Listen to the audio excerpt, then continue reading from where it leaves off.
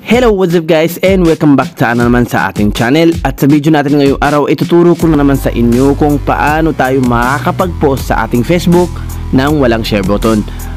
Kung minsan may mapapansin kayo sa mga post sa mga ibang kaibigan ninyo na walang share button, magpo-post sila ng litrato or videos na walang nakalagay na share button. So paano nga ba nila ginagawa yon? So ipapakita ko sa video na ito kung paano nila ginagawa yon. Pero bago lang kayo sa ating channel, huwag niyo kalimutan mag-subscribe at pindutin na rin yung ating bell button para automatic na kayo ay ma-update sa ating mga panibago pang video. So start na natin. Ang unang gagawin natin, kailangan naka-login na yung ating Facebook sa ating app. So ang unang gagawin natin, siyempre magpo-post tayo ng isang salita or isang videos man yan or kung ano ang gusto nating i-post. So ilalag out ko muna itong ating Facebook ngayon dahil ito ang hindi ko masyadong nagagamit. So guys, kung may mga katanungan kayo dito kayo mag-PM mismo sa Facebook na yun, dahil ito yung ginagamit ko para sa mga nagtatanong sa akin. So una, andito na tayo sa ating Facebook.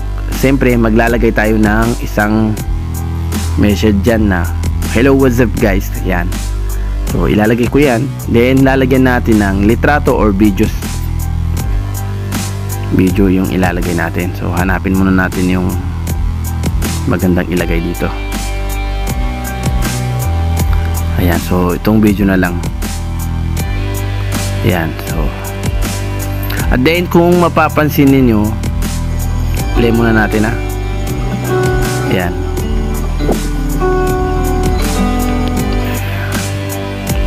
Ngayon, dito sa tapat ng pangalan natin, dito sa baba, may nakalagay dyan na parang kandado na nakalagay only me.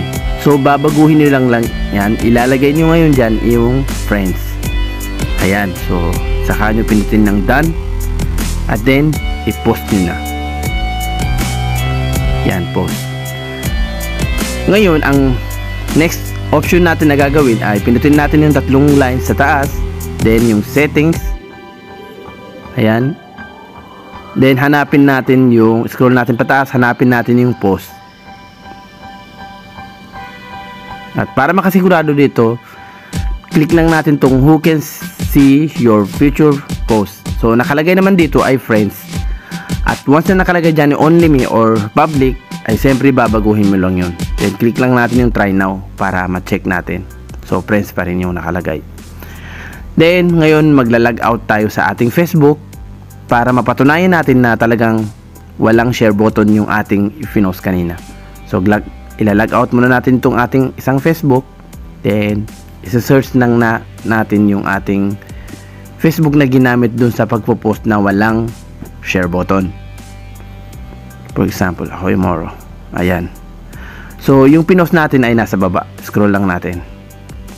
Ayan. So wala siyang share button dito sa baba o sa bandang kanan. So ipapakita ko sa inyo yung mga iba kong post na meron siyang share button. As you can see, ngayon ibababa natin o itataas natin, scroll lang natin, at makikita natin dito sa mga ibang post ay may share button na nakalagay. Ayan. So yung pinakahuling post natin ay wala. So guys, ganun lang kadaling gawin kung paano natin itatago or i-disable yung share button ng ating mga post sa Facebook.